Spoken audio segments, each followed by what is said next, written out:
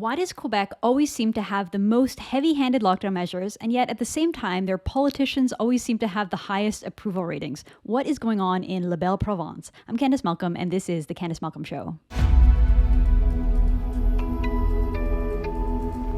Hi, everyone. Thank you so much for tuning in. Now, from the outside, Quebec just seems like a total madhouse. Every time that there's a new fad or a new restriction, it seems like Quebec is jumping to be the first to implement it. To me, the silliest thing, out of all the silly restrictions that we've seen in COVID, the idea of a curfew, the idea that somehow at night COVID becomes more dangerous, and if you're out after a certain hour, you become more infectious, is just so silly, and it just shows the anti-scientific approach, and yet that's one of the things that Quebec continues to do. So we don't really talk a lot about Quebec on the Candice Malcolm Show and here at True North, and I want to try to rectify that and correct that. And so we're going to do a complete focus today on what's going on in Quebec, as well as some of the broader trends. And to do that, I am joined by someone who I am a big fan of, I've admired for a very, very long time. I'm talking about David Freiheit, who runs the YouTube channel Viva Frei. And David he was a lawyer in Montreal from 2007 to 2018 before making the leap into YouTube, and he's now sort of a full-time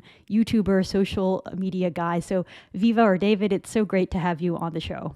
Thank you for having me. I'm still a member of the bar. So technically I have one file left, and it's a trial coming up in 2023 that the file started in 2015. So as mad as the world is, the practice of litigation is a very long and tedious process.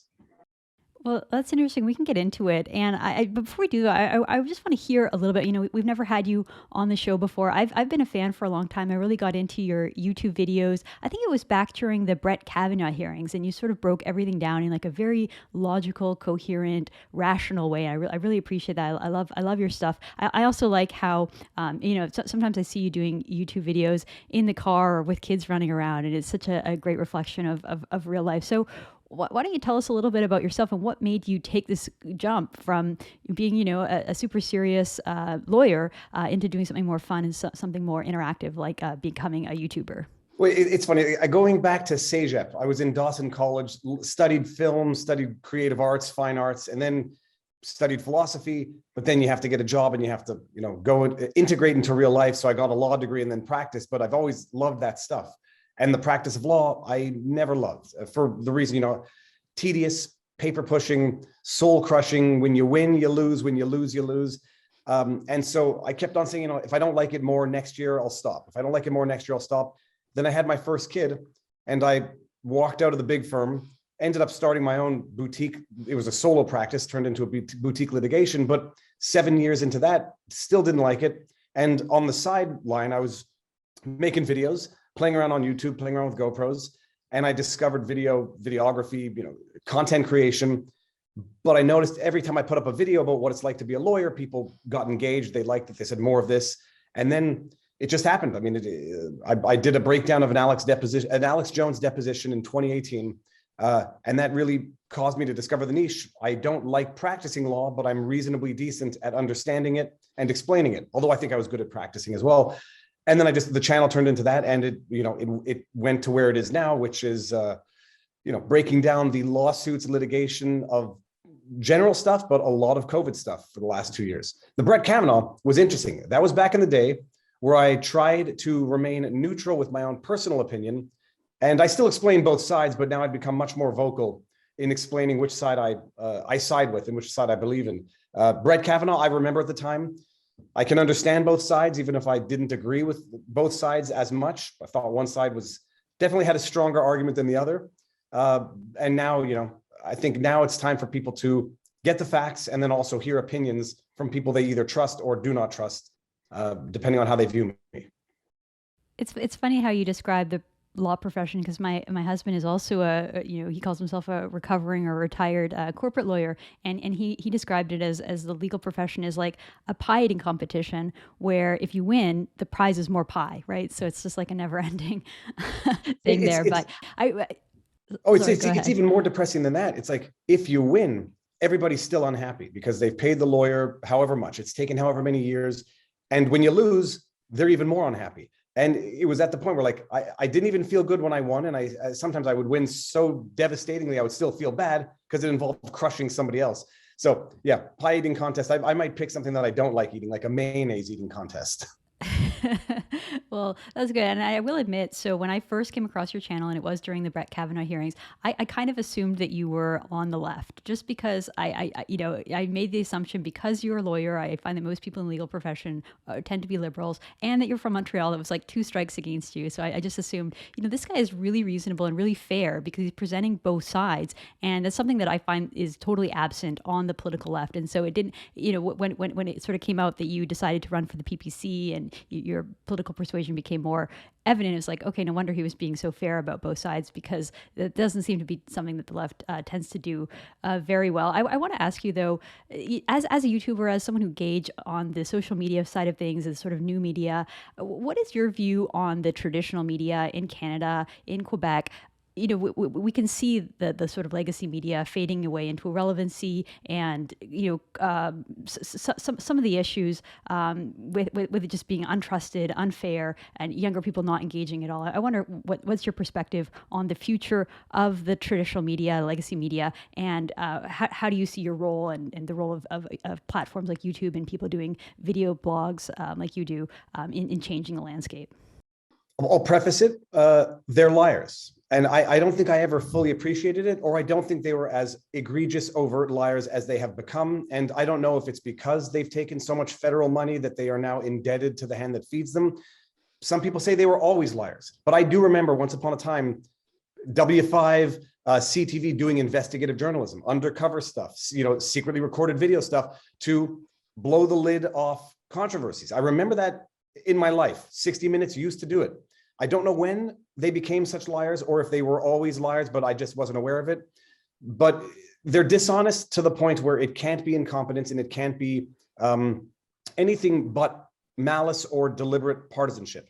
When I discovered, this was part of my red pilling process, when I discovered that Trudeau effectively bought off the media with, I think it was $600 million in subsidies. When I found out that the CBC and Radio-Canada are subsidized to the tune of $1 billion a year by the federal government, it all started to make sense. But with the advent and the explosion of independent media on YouTube, on Twitter, on social media platforms, it became even more in your face, and it became even more like an existential fight for survival, because even with the $1 billion subsidies, they still can't compete. They still are losing traction, they're still losing traffic, and they're losing credibility. But I think it's gotten worse over time. Throw money into the equation, it definitely gets worse. Throw their existence into the equation. There's the old expression, I forget who it was that said it, but when you fight corruption, corruption fights back.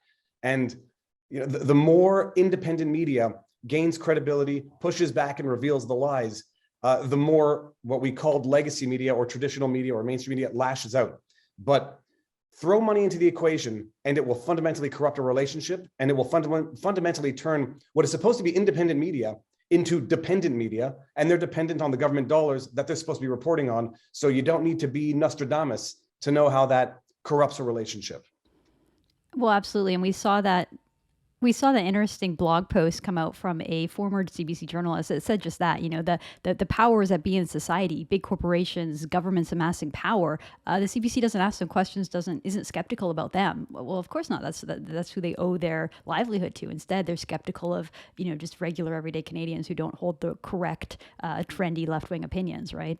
Well, for sure. And you see the trend, but you also then see it reflected in legislation. I forget if it's Bill C-10 or C-16, the one that wanted to regulate social media, internet, the way they regulate television and radio. And you had that guy with the mustache, I forget his name now, the Minister of Heritage. Guilbeault, coming out and saying, we're not going to regulate independent accounts unless they're big, unless they make money off their accounts. Well, that's how you see the political infiltration into the independent media, where they say, like, all of the subsidies, all of the protection that the government has given the media, the scratching each other's back, still losing ground. So what do the politicians have to do? Come in and regulate the wild west of the information landscape, the way they've regulated television and radio.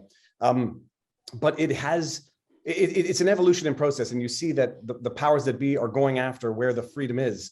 And that's why it's important for maybe a separate discussion, but independent content creators, important for them to fight back on this realm where you basically have the government wanting to regulate and control the internet the way they control television and radio.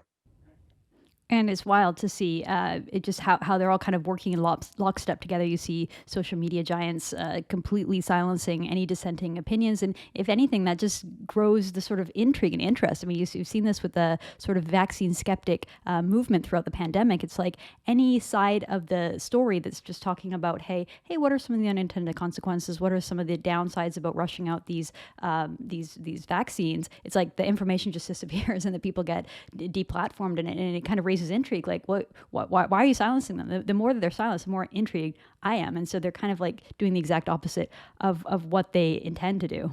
It is known as the Streisand effect, but it's also just known as the, eye-opening effect. It's the red pill. People are now seeing, at the time, back in the day when the vaccine was being rolled out, if you suggested there were potential side effects, even side effects that are known for all vaccines, all of anything that goes into your body can trigger a response. Even if you stated those, you were deplatformed, suspended, banned. And then just today, CTV comes out with an article that would have gotten you banned probably 12 hours ago, or certainly 12 months ago, that the vaccine is interfering with women's menstrual cycles. Whereas had anybody said that a year ago, they would have been banned, deplatformed, depersoned, whatever. And so it is interesting. On the one hand, it's the Streisand effect, but on the other hand, when people see the truth finally come out and they're like, whoa, the people they were going after a year ago were saying the same things that the mainstream media is saying now. Exactly the same thing with the origins of COVID. It was a bannable offense to suggest that it originated man-made in a lab in Wuhan, China. Bannable offense.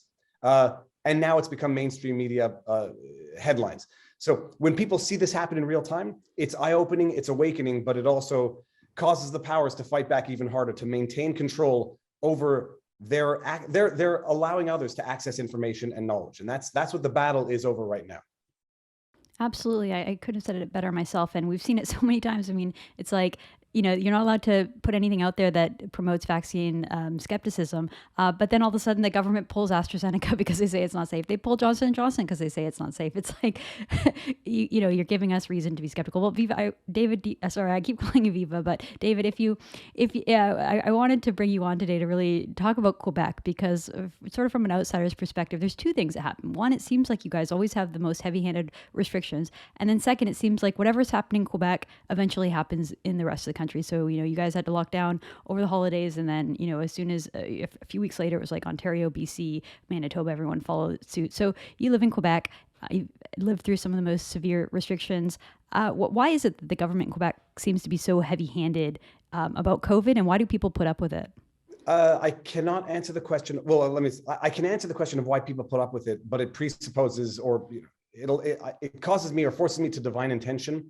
I think people are terrified on the one hand. They have been bombarded with, I'm going to call it fake news, fear porn for the last 2 years, to the point where they are now so scared of the sniffles, so scared of Omicron, that I know personally people who have actually isolated their children for 10 days in a house so that the parents don't get exposed to this. People have been traumatized with fear, and it's a normal human condition. I think part of being a rebel is like, the more people push, the more you push back. And I was of the persuasion where I followed for a bit, 2 weeks to flatten the curve. Let's all do our part. But the more they kept pushing, it's in my nature to push back. And now 2 years later, I'm off the rails to some. But they put up with it because of fear. Some of them put up with it because it doesn't affect them. Some people have done better under all of this, and it has not compromised their lives. If you don't go out at night, if you don't have kids in school, if you don't have a job that was shut down, if you don't have a business that was shut down, if you didn't live a lifestyle that was not affected, or if you can maintain the lifestyle nonetheless, just pay more for travel, do whatever is required in terms of financial expenses to live the life that you've always lived, well, you're not going to complain. Some people have done better. In which case they're not going to complain either. So really it's the middle of the road people who have been suffering the brunt of this, but they've been forced into silence to some extent, because you can't complain about it because you're selfish. You can't complain about it because you're undermining the science. So for a number of reasons, people have been forced into silence, but I think the more that people speak up, the more that people speak out of others. I don't know that Quebec's been leading this, because they've been nuts over in the Maritimes bubble for a while. They had the cross-border blockade from the Maritime bubble to Quebec and Ontario. They were prohibiting by way of injunction peaceful assembly protests against the measures in Nova Scotia, Alberta locking up pastors. Canada as a whole has been on the free fall, sort of in tandem. Quebec might have a little more liberty, I should say, in pulling away people's liberties, because they've already done it enough historically. In the province, we're used to laws that prohibit religious face wear because we've tolerated them pre-COVID. We're used to laws that restrict language rights because they were there pre-COVID. So comes down to it at the end of the day in Quebec to say, okay, well, just 2 weeks to flatten the curve. Now we're going to lock in your house. People are so terrified, they won't speak out against it. People are so terrified, they think it's necessary. And others, too late, you can't say anything about it because it's already there. But it really does feel like we're living through a real-time, real-life Milgram experiment where you have experts, medical experts, Horatio Arruda, literally imposing a curfew that they themselves in real time acknowledge has no scientific basis. And it's just like, hey, let's just see if this works. Better do something, because at least if we do something, people are going to think we're doing something, and they're not going to think we're doing nothing, where in this case, doing nothing might have been less destructive than doing what they're doing. But I don't think we're leading the way. I think we have a bit of a precedent in Quebec, given our language laws and given some other laws that we have accepted that limit our freedoms. But Canada's been going downhill pretty quickly, pretty much in tandem. But yeah, no, You're absolutely right. Yeah, you're right. I shouldn't pick on Quebec, David, because I know like one of the most egregious things that have happened in the entire pandemic was when Ontario Conservative Premier Doug Ford gave police permission to stop anybody at any time, any place, to ask them what they're doing out, which is sort of an Australian measure. And one of the most empowering and heartening moments of the pandemic is that the police, by and large, said, no, we're not doing that. We're not enforcing this unconstitutional, irrational edict. And then it sort of went away. So certainly we've seen madness across the entire spectrum. One thing that I found is that in some ways, the laws that are designed to kind of pick on young people and disproportionately harm young people are sort of like the ones that get the most attention and are in some ways most popular. I know we saw a group of Quebec influencers on an airplane. They're out of the country. They chartered a plane. It's their own private plane, and yet this elicited outrage from the media and politicians. I know Justin Trudeau commented on it. The idea of a curfew, it really is to impact young people who by and large, people in their 20s don't really have the same impact from COVID. They don't really die and they don't get sick in the same number. So it's like all of these blunt, heavy-handed measures. They harm young people the most because they're the least likely to get sick and the most likely to have this sort of negative societal effects that will be with them their whole lives. And that's one of my biggest criticisms is just how, rather than like saying, hey, let's just make sure that we protect the most vulnerable. It's like we just have these blanket laws that impact everyone and harm young people. That's not even getting into the impact on kids in schools and forcing little kids to wear masks, forcing little kids to get vaccinated, without the long-term data of long-term side effects and consequences. It's all just been really, really disheartening.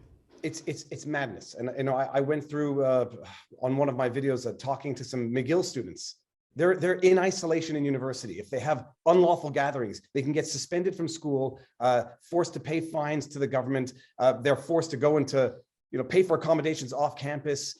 Then you get into, the compelled vaccination of teenagers and giving them the vaccine passports. My kid at her school saw people kicked off the soccer field when they wanted to try out for soccer because they weren't fully vaccinated. 13-year-old kids. I mean, this is... It's psychological abuse. It's unscientific. It's unconstitutional. It's immoral. It's everything. And so without getting too much into that, at the very least in Ontario, your police said, no, we're not going to do this. In Quebec, they're literally arresting everybody who's out protesting the curfew. It's a weird thing. Quebec's police have always been Quebec's police have always had a reputation within Canada, more so than other provinces. But what is interesting is just seeing the powers that be respond to this, who opposes it, who willingly enforces it, who gleefully enforces it. But it's I won't say part of the plan, it's just the side benefit of the plan is that when you get everyone dependent on the state or fearful of the state, you get everyone adhering to the edicts of the state, regardless of whether or not they agree with them and regardless of whether or not they're scientific. So the police need their paychecks. The people can't afford the fines. And so you end up having everyone living in fear. And I mean, it is nothing shy of tyranny. And I believe by the true definition of the term fascism, it's nothing but fascism, where you have government working with corporations, working with the media, all having their beautiful orgy of power to reign in the population and basically control every aspect of their life, right down to who they can have in their own house for private gatherings, which are currently outlawed in Quebec, if you can believe that. It's crazy, David, because if you had described any of this to us, 3 years ago, 4 years ago, that these kind of measures were happening, I would never believe you. If someone said, hey, Donald Trump just got elected and guess what he's going to do? And he named everything that Justin Trudeau has done in the last year, I would say you're completely wacko and that would never happen in North America. And yet here we are and it's happening and it's happened. I know, you're a brilliant legal mind and you are also an activist. So what is it that you're doing to push back against this? And what can other Canadians do that say enough is enough. We want our freedoms back. We want to go back to normal. We don't want to live under this medical tyranny anymore. I'm not sure if I'm a brilliant legal mind, and I'm not sure if I'm an activist, because end of the day, I don't tell people to go out and protest. I don't tell people to go out and break the law, and I don't do it myself. I raise awareness. I explain what's going on. I explain why I think it's fundamentally unconstitutional, why I think it's fundamentally immoral, and why I think it's fundamentally unscientific in my limited, I'm not a scientist, but I have a brain and I can read articles. And I can also see what the scientists are saying now compared to what they said a year ago. Raise awareness, explain what's at issue. I've had these discussions with people over the last 2 years, like, sure, some have said there's a risk the government goes too far. And I keep needling, like, is it too far now? When they pepper sprayed the guy in the face at Tim Hortons because he wasn't wearing a mask, was it too far then? When they're compelling vaccination of 12-year-olds, is it too far now? Third shot in Quebec, or you won't be able to go into grocery stores. Is it too far now? In New Brunswick, is it too far now? So sometimes, I think it was Orwell who said, in times of madness, stating the obvious is a revolutionary act.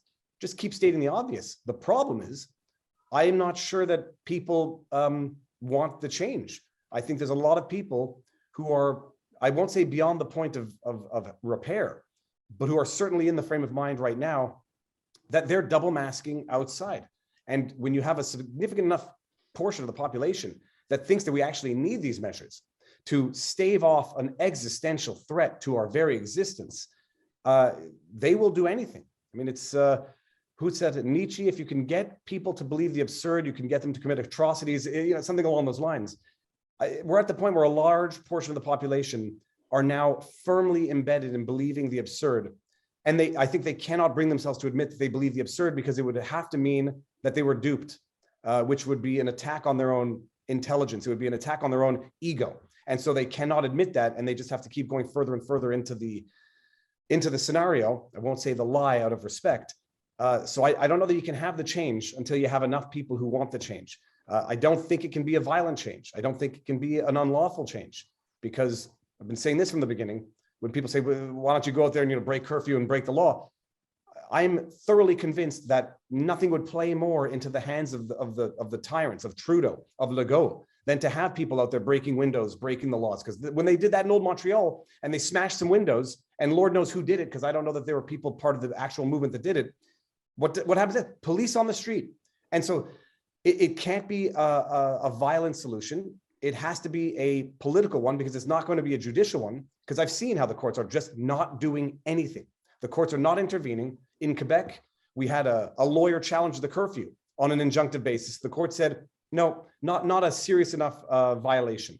Les Entrepreneurs en Action de Québec, EAQ, sued for the lockdown measures, the face masks. The court said, no, face masking kids is justifiable because the risk, however minimal, is there. The quarantine hotels have been upheld at the federal level. The courts are not going to do anything. There's no judge that's going to want blood on his or her hands by having struck down a law and then have someone blame him for the deaths of someone in an old person home. The politicians are not going to make any change now because they see it's too beneficial to keep pushing this fear. Trudeau himself will never let up on this, because this COVID pandemic has been the biggest blessing for Trudeau's reign as prime minister, because nobody's talking about Aga Khan's scandal. Nobody's talking about SNC-Lavalin scandal. Nobody's talking about We's charity scandal. There was another one I forgot, which, I always forget the third one. No, the fourth one. Nobody's talking about his scandals anymore. And he gets to go into full tyrannical parent mode. He's got our backs, and it's the perfect distraction. So don't expect him to walk anything back. Don't expect Legault to walk anything back, because while he's jamming down these unconstitutional laws, he's trying to jam down other unconstitutional laws. Bill C-96, the reform to Bill 101. So they love it. It's the biggest power grab for the government, and they're never going to get back the power. And if the solution is not going to be political by the will of the people are going to live with it. And that's going to be that. It's sad to think, because I think you're right. So many people do in some ways benefit, maybe not necessarily, benefit from the overarching fear that they live with. But it's like, if it's the middle of winter and it's -30 outside and you don't have to go to work, you can just work from home. That's usually a lot better, right? So I think, unfortunately, a lot of people have just slid into this sort of comfort, and they want to put their safety. They're willing to put their safety ahead of everything else, sacrifice their liberty for security. And we know that they'll get neither. But you're right. We definitely have our work cut out for us, David. And I'm so glad that there are people like you out there sort of on the front lines of the internet, explaining everything, breaking everything down, helping us stay educated and aware of all the various problems. So I thank you for your YouTube channel and all the work you do over there. And I really appreciate you joining the show today. Thank you very much for having me. It was great. All right. Thank you so much for tuning in. I'm Candice Malcolm, and this is The Candice Malcolm Show.